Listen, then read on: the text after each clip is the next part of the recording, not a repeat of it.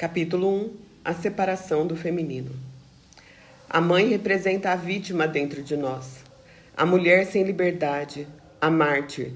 Nossa personalidade parece perigosamente borrar-se e justapor-se à de nossa mãe. E numa tentativa desesperada de saber onde termina a mãe e começa a filha, realizamos uma cirurgia radical. Adrienne Rich, da Mulher Nascida. Tanto os historiadores da maternidade quanto os teóricos da psicodinâmica nos recordam que desde a Revolução Industrial, as mães são responsabilizadas, enaltecidas ou recriminadas por quem seus filhos são e pelo tipo de pessoa que se tornam. A mãe é vista como a principal causa do desenvolvimento positivo ou negativo de uma criança, sem que a autoridade e o respeito que seu papel recebe dentro do seu sistema familiar específico ou da cultura em que se insere sejam levados em conta. A sociedade deposita uma enorme responsabilidade sobre a mãe, mesmo sem lhe conceder qualquer apoio financeiro, prestígio ou elogio por exercer um trabalho de tamanha importância para toda a cultura. Não há prêmio ou menções honrosas para o exercício da maternidade. Raramente damos crédito à mãe, mas nos apressamos em culpá-la por todos os males da sociedade. Numa recente decisão judicial proferida em Los Angeles, a mãe de um criminoso condenado, que era membro de uma gangue e morava numa área assolada pelo consumo de crack, foi indiciada pelo que o tribunal descreveu como ausência na prestação de um cuidado materno adequado. Vale ressaltar que nenhuma menção foi feita à ausência de cuidados paternos, de educação, de moradia e de oportunidades para crescer em uma sociedade segura e protegida. Nossa sociedade é androcêntrica. Ela vê o mundo a partir de uma perspectiva masculina. Os homens são recompensados por sua inteligência, sua ambição e sua confiabilidade, ganhando posição, prestígio ou capital financeiro. Quando as mulheres alcançam o mesmo patamar dos homens, também recebem recompensas, mas nunca as mesmas. Se as mulheres se virem através de uma lente masculina e se avaliarem de acordo com os padrões de uma cultura definida pelos homens, sempre acabarão se considerando deficientes ou carentes das qualidades que os homens valorizam. Elas nunca serão homens, e muitas que buscam ser tão boas quanto os homens estão ferindo sua natureza feminina. Passam a se definir em termos de déficits, em termos do que não têm ou do que ainda não conquistaram, e começam a obscurecer e desvalorizar a si mesmas como mulheres. A desvalorização das mulheres começa com a mãe. De acordo com Joseph Campbell, a tarefa do verdadeiro herói é romper a ordem estabelecida e criar a nova comunidade. Ao fazer isso, o herói ou a heroína mata o monstro do status quo, o dragão da antiga ordem, gancho, aquele que mantém o passado. Do ponto de vista da cultura, os valores patriarcais de dominação e controle, exercidos pela população masculina mais forte, mais ruidosa e mais poderosa, estão profundamente arraigados na ordem estabelecida. Hoje, tanto mulheres como homens estão desafiando a linguagem e o pensamento patriarcais, bem como as estruturas patriarcais econômicas, políticas, sociais, religiosas e educacionais, criando novos modelos. Mas no nível pessoal, a antiga ordem é incorporada pela mãe, e a primeira tarefa da heroína em direção à individuação é separar-se dela. Uma filha pode ter dificuldades nesse processo de separação ao longo da vida inteira, mas algumas fazem rupturas mais radicais que as outras. Para se distanciar de sua mãe e do poder da mãe sobre ela, a mulher pode passar por um período de rejeição a todas as qualidades femininas que são distorcidas pela lente cultural, como inferiores, passivas, dependentes, sedutoras, manipuladoras e impotentes. Quanto mais a mãe representa o status quo, O contexto restritivo dos papéis sexuais e a profunda noção de inferioridade feminina dentro de uma sociedade patriarcal, mais a mulher buscará se separar dela. E conforme avança nas etapas do seu desenvolvimento e começa a compreender as raízes da desvalorização do feminino nessa cultura patriarcal, a mulher percebe que sua mãe não é a causa dos seus sentimentos de inadequação. A mãe é apenas um alvo conveniente para culpar pela confusão e baixa autoestima, experimentada por muitas filhas em uma cultura que glorifica o masculino. A verdade é que nossas mães, bem como as mães de nossas mães, foram aprisionadas, do mesmo modo que a esposa de Ló, numa imagem nelas projetada pelos homens. As mulheres que foram mães na década de 1940 e 1950 não tiveram muitas oportunidades de ir atrás dos próprios objetivos. Foram manipuladas, contidas e reprimidas com o auxílio da publicidade, das cintas emagrecedoras e do Valium. Agora tornou-se tarefa de suas filhas desatar e curar suas feridas do feminino. Rejeição do feminino. Há 25 anos, Mary Lane ingressou numa faculdade feminina determinada a estudar matemática avançada. Ela se inspirou no projeto Sputnik dos anos 1950 e no desafio proposto aos alunos americanos para se aprofundarem nas áreas de matemática e ciências. No entanto, a verdadeira razão para a qual sua escolha foi não haver muitas mulheres interessadas em matemática naquela época. As meninas que eu conhecia não foram estudar matemática e eu queria ser diferente. A maioria das garotas escolhia letras, mas eu não suportava analisar enredos e personagens. Também estava cansada dos meus pais me falando para ser enfermeira ou professora, pois assim eu teria um plano B, caso meu futuro marido ficasse incapacitado. Eu nem estava pensando em marido e muito menos queria um plano B. Eu queria fazer algo importante na área das ciências e da computação. Estava cheia de idealismo adolescente. Também queria mostrar ao meu pai que era tão boa quanto o filho que ele sempre quis e nunca teve. Mary Lane nunca considerou a possibilidade de não ter aptidão para a matemática avançada, apesar de sua baixa pontuação no SAT, a prova mais utilizada no processo de seleção de universidades nos Estados Unidos, e do conselho de seu orientador para que seguisse a carreira de letras. Ela mal acreditou quando o diretor do departamento de matemática lhe disse para escolher outro curso no final do seu segundo ano de faculdade, explicando que seu baixo desempenho era inadequado para o nível de matemática avançada. Fiquei arrasada, recorda ela. Me lembro de sair atordoada de nossa breve conversa de 2 minutos pensando: é isso aí. Agora vou acabar com uma mulher. Simples assim. Eu pensava que a matemática me salvaria de ser mulher. Outros questionamentos revelaram que Mary Lane havia rejeitado tudo que era associado ao feminino porque não queria ser como sua mãe, uma dona de casa tradicional, que enxergava como frustrada, controladora, zangada e rígida. Nunca me dei bem com minha mãe. Acho que ela tinha inveja porque eu me saía bem na escola e tive a oportunidade que ela nunca teve de fazer uma faculdade. Eu não queria acabar como ela de jeito nenhum. Queria ser como meu pai, que eu via flexível, bem-sucedido e satisfeito com seu trabalho. Minha mãe nunca estava feliz.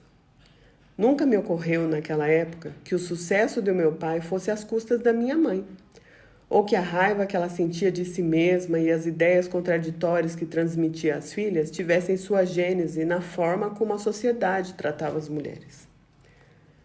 Hoje, Mary Lane entende que sua total identificação com os valores masculinos afetou sua visão de si mesma como mulher e que ela desvalorizava outras mulheres. Eu tinha uma postura de superioridade em relação às outras mulheres. Queria pensar como um homem. E é claro que me odiava como mulher. Bloqueei grandes áreas de mim mesma na busca por me identificar como os homens. Estabeleci para mim um padrão que exigia que, para alguma coisa valer a pena, deveria ser difícil, concreta e quantificável.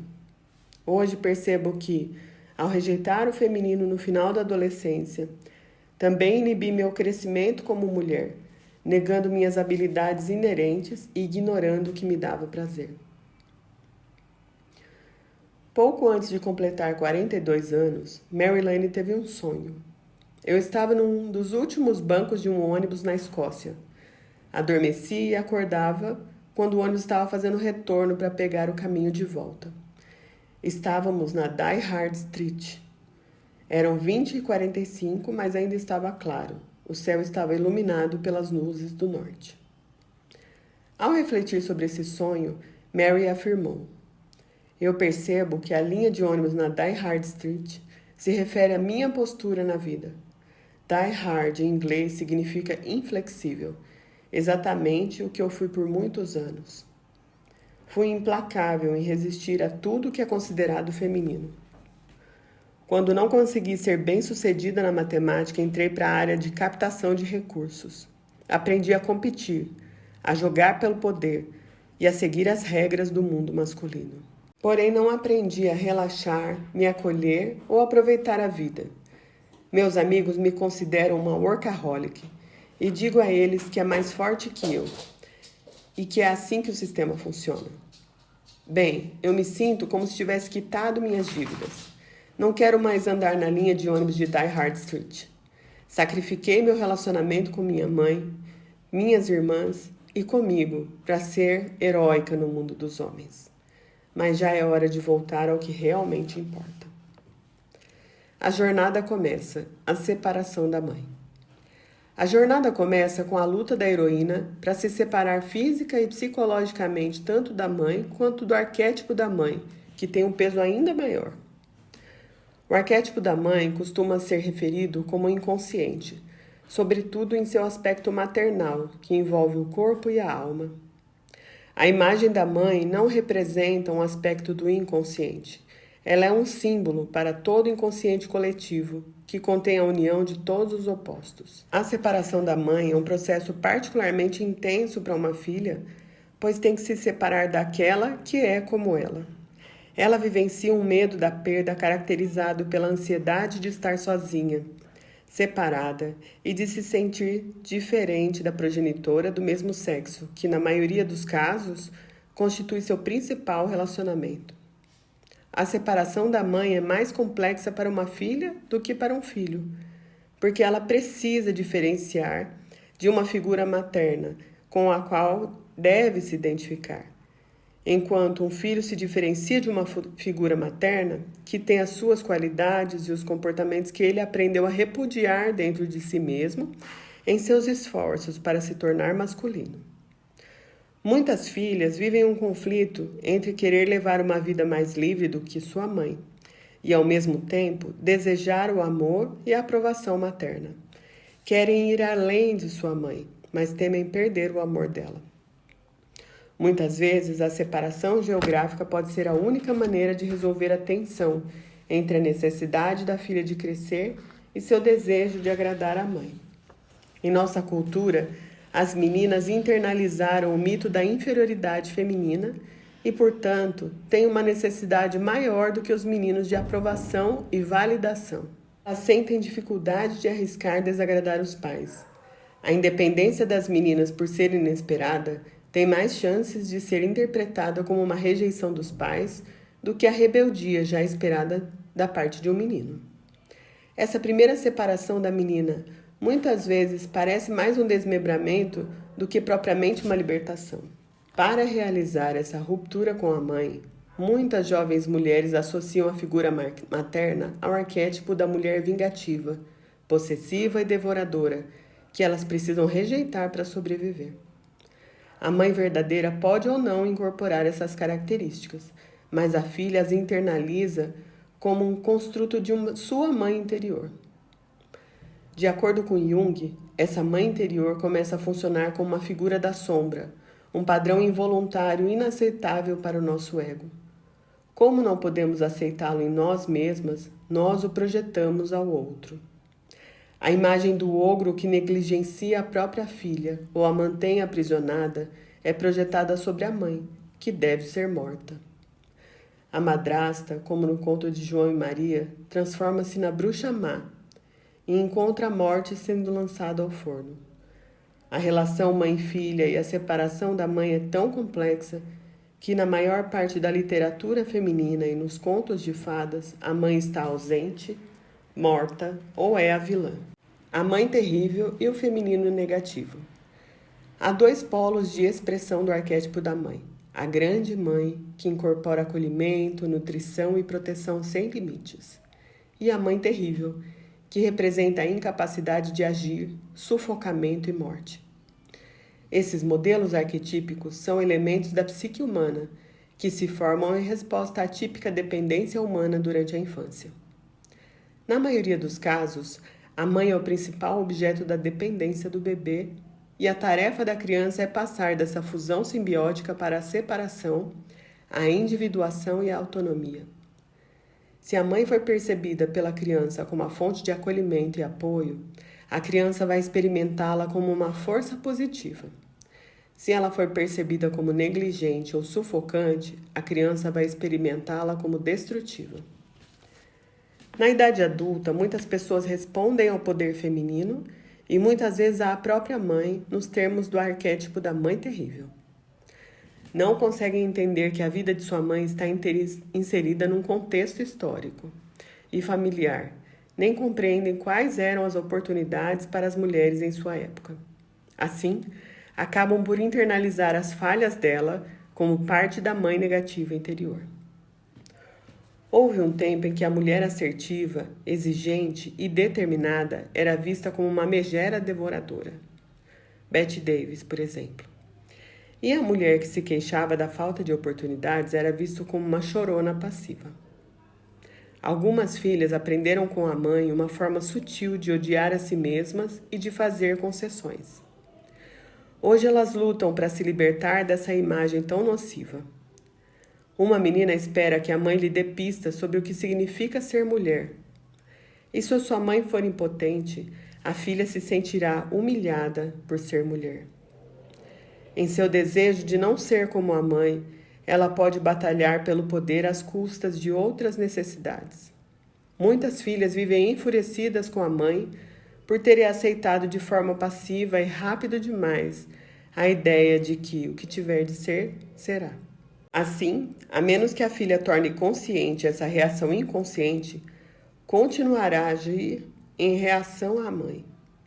A filha foge da mãe devoradora, que através do ciúme e da inveja, que sente dos talentos e da potencial liberdade de sua filha, tenta aprisioná-la.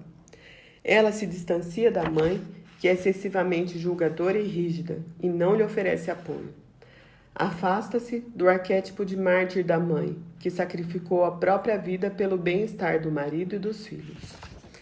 A amargura da mãe, em razão dos seus sonhos despedaçados, pode irromper em fúria ou num comportamento passivo-agressivo em relação à filha, que teve mais oportunidades.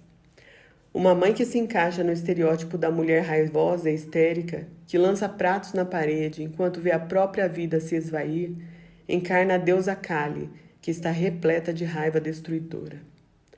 Kali Ma, a deusa tríplice hindu da criação, preservação e destruição, é conhecida como a Mãe Sombria. Ela é a imagem arquetípica básica da mãe do nascimento e da morte, e ao mesmo tempo útero e túmulo, dando vida a seus filhos e tirando-a. Ela é o antigo símbolo do feminino retratado de milhares de formas diferentes. Segundo Marija Gimbutas e Merlin Stone, as religiões matriarcais foram reprimidas e desvalorizadas pelas religiões patriarcais nos últimos 6.500 anos. O poder de Kali foi forçado à clandestinidade, do mesmo modo que os talentos, as habilidades e a energia das mulheres foram reprimidos, quando elas se submeteram a papéis de gênero que a deixaram deprimida e suicida. Quando a fúria de Kali não é expressa ou canalizada de maneiras criativas, ela se transforma na sombria e devoradora estagnação de uma vida não vivida. A maioria das mulheres mal consegue esperar para se distanciar da mãe raivosa e negativa.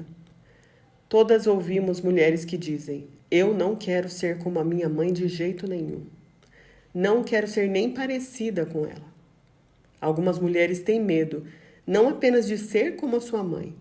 Na verdade, elas têm medo de se tornarem a sua mãe. Esse medo, a matrifobia, é tão profundo em nossa cultura que muitas vezes a mãe é deixada sentindo-se abandonada, desvalorizada e totalmente rejeitada quando os filhos saem de casa. O abandono da mãe. Abandonar a mãe pode dar a sensação de traição não apenas da mulher que é a mãe, mas da filha também. A primeira vez que qualquer mulher toma conhecimento do que é calor, nutrição, ternura, segurança, sensualidade e reciprocidade é com sua mãe.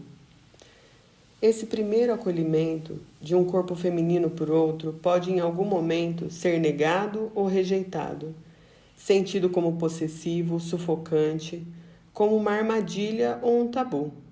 Mas é, no início, o mundo inteiro. Muitas mulheres têm um forte desejo de se descolar da mãe, mas ao mesmo tempo sentem uma intensa culpa por superá-la. Susan, uma jovem de 20 e poucos anos, iniciou uma carreira de sucesso no mundo dos negócios e tem um relacionamento amoroso gratificante com um homem com quem se casará em breve. Sua mãe está divorciada há 17 anos e nunca teve a satisfação de seguir uma carreira de sua própria escolha. Trabalhou muito para sustentar os filhos sozinha, buscando empregos que fossem financeiramente recompensadores, em vez de uma carreira que lhe trouxesse realização pessoal. Agora, já com 50 e poucos anos, ela se vê sem direção e está deprimida, o que acaba afetando as escolhas de Susan em relação a expandir seu negócio e ter um filho. Susan sente que nunca poderá ser feliz ou bem-sucedida até que a sua mãe esteja feliz e segura, e se ressente da recusa da mãe em criar uma vida melhor para si mesma. Sempre senti que não vou conseguir ser feliz enquanto minha mãe não reorganizar a vida dela, diz Susan. Ela mora com a minha irmã, é incapaz de se sustentar financeira e emocionalmente, e duvido que algum dia ela venha a ser feliz.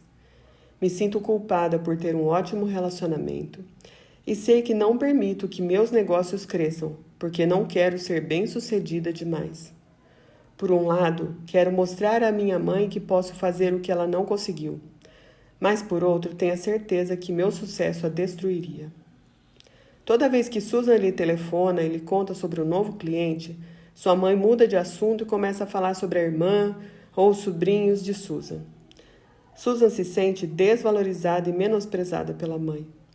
Lamenta o fato de que nunca poderá compartilhar com ela suas conquistas e sua felicidade. Ao mesmo tempo, acha que traiu a mãe por ter ido muito além dela.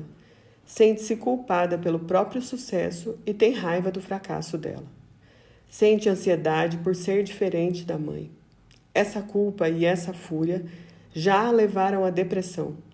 Mas hoje ela está motivada a ver a mãe como uma pessoa distinta e a aceitar as escolhas dela no contexto das circunstâncias de sua vida. Muitas filhas se distanciam da mãe devido à incapacidade da mãe de apoiar sua individuação e seu sucesso. Harriet Goldor Lerner relata o caso de uma cliente, Jay, cuja mãe não pôde comparecer à sua formatura por conta de uma crise de enxaqueca. Sua filha havia se graduado com louvor. Quando Jay revelou que estava pensando em fazer um mestrado, a mãe mudou de assunto e começou a falar sobre a filha de uma amiga que tinha acabado de entrar para a medicina. A mãe não queria reconhecer a competência da filha, nem ouvir sobre os seus objetivos para o futuro, porque apenas ressaltavam sua própria inadequação. Infelizmente, esse é o tema universal. Uma mãe que tenha tido seu desenvolvimento e seu crescimento pessoal interditados pode ignorar ou desvalorizar a competência da filha. Ou talvez faça o contrário, encorajando a filha a se julgar especial ou superdotada e desfrutando de suas conquistas como se fossem dela também. Muitas mães transmitem mensagens como contraditórias e ambivalentes às filhas. Algo como, não seja como eu, mas seja como eu. Ou, seja bem-sucedida, mas não muito. Não é de admirar que a mulher rejeite o feminino em favor do masculino, que parece valorizar sua independência e suas conquistas. A separação da boa mãe. Talvez a mãe mais difícil de se deixar seja a divertida, acolhedora e solidária, que é um exemplo positivo. Separar-se desse tipo de mãe é como partir do jardim do Éden, deixar para trás um estado de inocência, vínculo e conforto, para ingressar num mundo de incerteza. Mas mesmo a boa mãe, que é um exemplo positivo, pode aprisionar a filha sem querer. Se encará-la como uma divindade suprema com a qual deve se comparar, a filha talvez precise repudiar a mãe para conseguir encontrar a sua própria identidade. Alison, de quase 30 anos, vem de uma família estabelecida na Nova Inglaterra. Sua mãe é uma executiva bem-sucedida de um banco, ativa em sua comunidade e muito amorosa. Ela encorajou a filha ao longo de sua carreira numa das melhores universidades do país, apoiando-a em sua mudança para a costa oeste dos Estados Unidos a fim de estudar teatro. Alison sente muita saudade da sua mãe, mas não quer morar na mesma cidade que ela, viver sobre sua sombra. Não quer mais ouvir as comparações entre ela e a mãe ou se sentir culpada por ser diferente dela. Após cada conversa telefônica, sente a profunda perda da intimidade que antes compartilhavam e fica deprimida por ter escolhido uma carreira que é a antítese da vida estável da mãe. As duas não são mais a mesma coisa. Em sua luta para se separar da mãe, Alison começou a encontrar profundidade e textura emocional necessárias para o seu trabalho como atriz.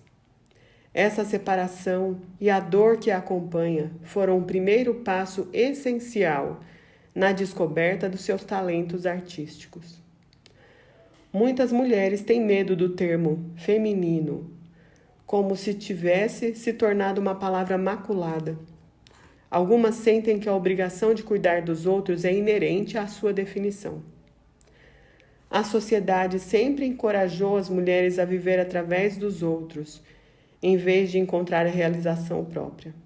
Catherine, uma mulher de quase 50 anos, afirma: as imagens do feminino que nos eram apresentadas na minha infância eram ou do objeto sexual Marilyn Monroe ou da grande abnegada provedora.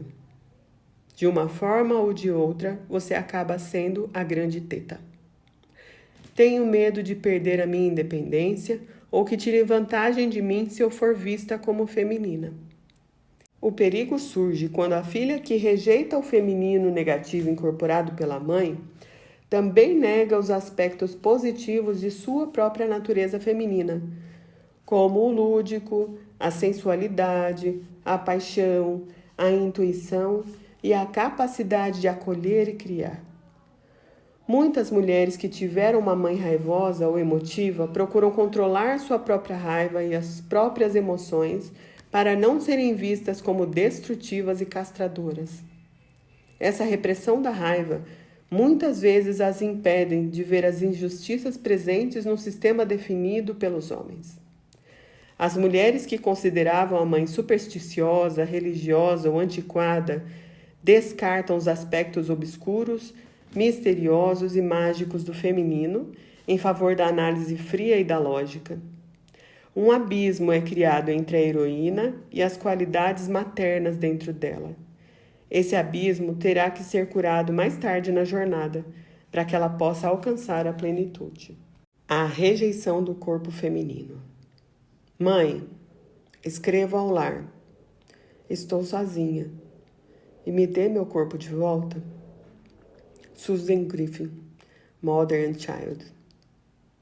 A rejeição do feminino ocorre nas duas direções, de filha para mãe e de mãe para filha. Quando a menina entra na puberdade e descobre a própria sexualidade, a mãe pode rejeitar ou menosprezar o corpo físico da filha, ou pode invejar sua juventude e beleza, ativando na jovem mulher sentimentos de vergonha ou de competição. Muitas meninas percebem o medo que a mãe tem delas como sinais de rivalidade em busca de atenção do pai. O pai de uma menina também pode se sentir desconfortável com a sexualidade incipiente da filha, reduzindo cada vez mais o tempo que passa com ela. A jovem experimenta a tradicional dicotomia santa-prostituta. É vista como tabu pelo pai e como rival pela mãe. E para não desagradar os pais, a jovem mulher pode reprimir sua sexualidade emergente até sair de casa. Ou pode ficar com tanto medo de sua sexualidade que acaba se casando com o primeiro homem pelo qual se apaixona. Tanto a mãe quanto o pai têm um controle sobre o corpo dela. Suspeito que esse seja o início da rejeição da mulher à sua sabedoria corporal instintiva. A maioria dos corpos femininos oferece às mulheres pistas para que saibam que tem algo de errado na vida delas. Mas quando começam a ignorar o próprio corpo, elas desmerecem a intuição em favor da mente. Quando uma adolescente percebe que os pais estão desconfortáveis com os sinais exteriores de sua sexualidade emergente, ela pode rejeitar seu corpo em transformação. Talvez use a comida para entorpecer os sentimentos de inadequação, ou álcool, sexo ou drogas para aliviar a confusão e a dor de ser inaceitável.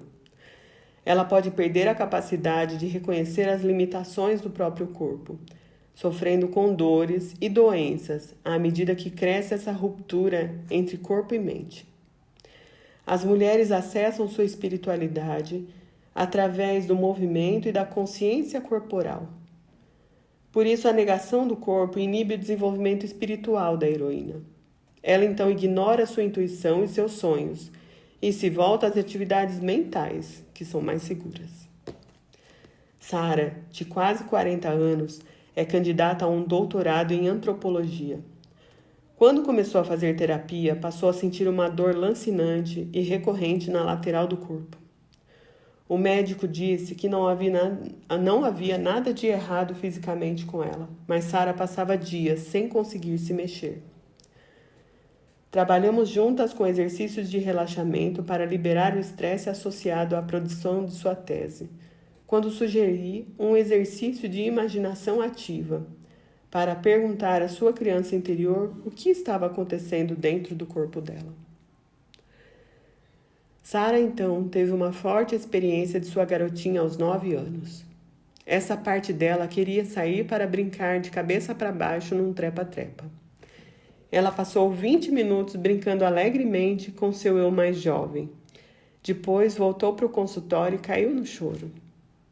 Ela se deu conta de que, em seu esforço acadêmico, perdera esse seu aspecto lúdico. Falou de ser capaz de fazer tudo sozinha.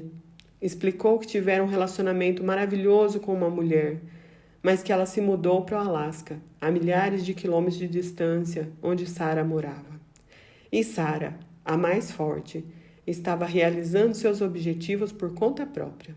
Não queria ser como a mãe, dependente de um cônjuge. Mas o lado esquerdo do seu corpo ainda doía. Então eu lhe perguntei o que o seu corpo estava dizendo.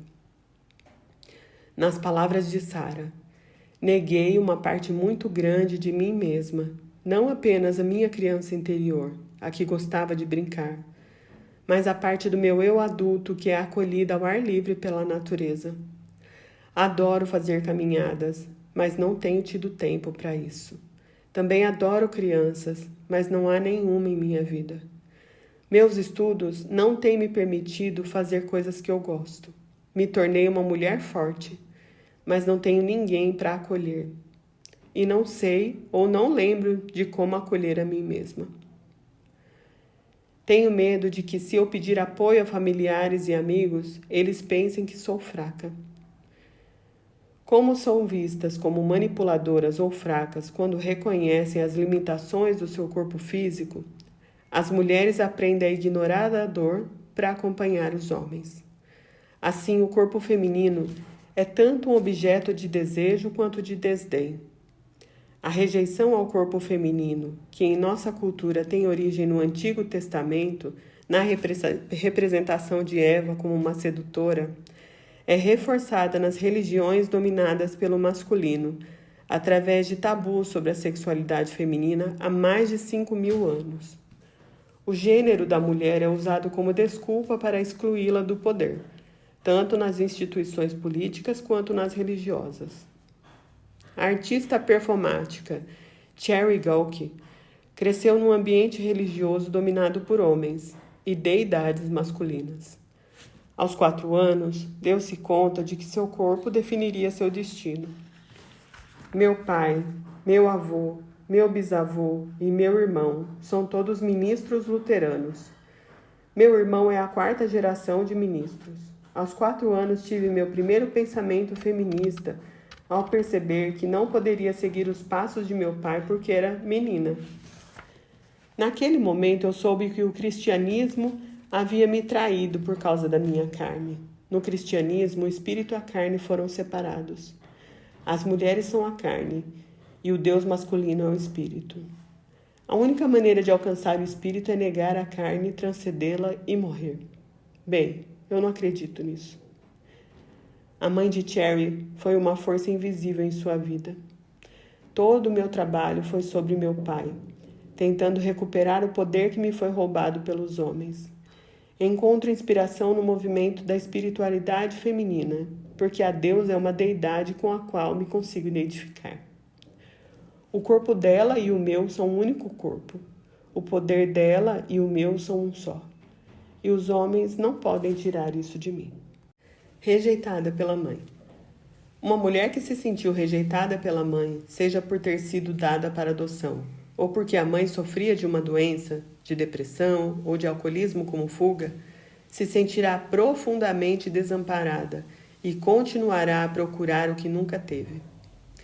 Ela pode se comportar para sempre como uma filha, buscando aprovação, amor, atenção e aceitação de uma mãe incapaz de lhe proporcionar essas coisas.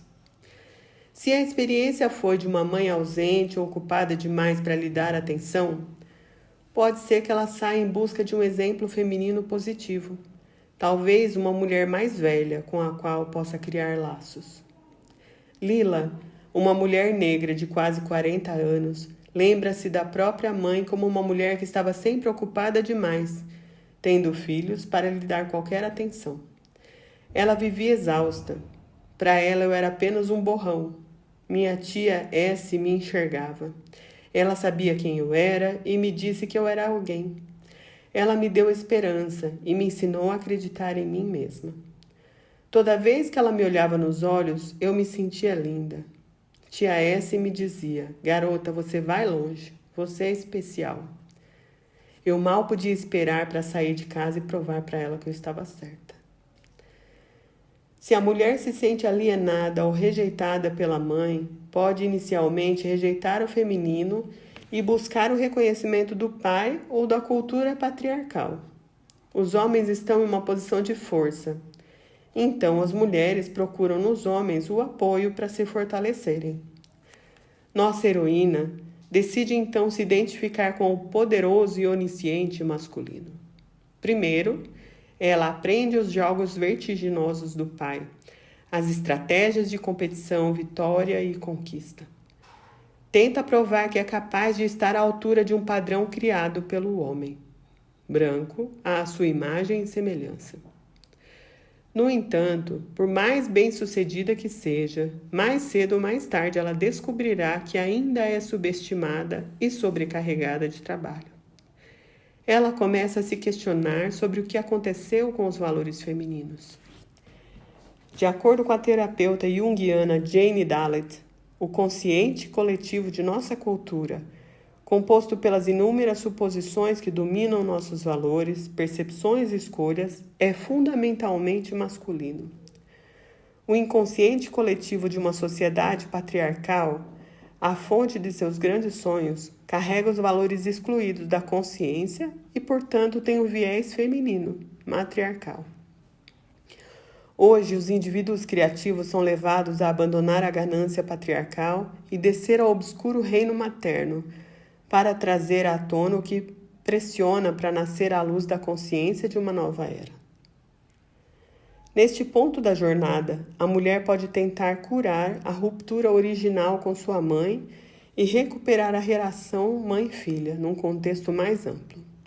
Ela tentará encontrar deusas, heroínas e mulheres criativas contemporâneas, com as quais possa se identificar e que lhe ensinem sobre o poder e a beleza femininos, enriquecendo a experiência de sua própria autoridade em desenvolvimento.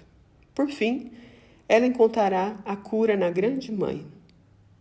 A esse respeito, Kate Carson escreve: não importa se pensarmos na deusa como um ser personificado ou como uma energia que nasce e flui dentro das mulheres e entre elas. A imagem da deusa é um reconhecimento do poder feminino, que independe dos homens e não é proveniente da visão patriarcal das mulheres. A deusa reflete para nós o que tanto falta à nossa cultura: imagens positivas de nosso poder, de nossos corpos, de nossas vontades, de nossas mães. Olhar para a deusa é nos lembrarmos de nós mesmas, é nos imaginarmos plenas.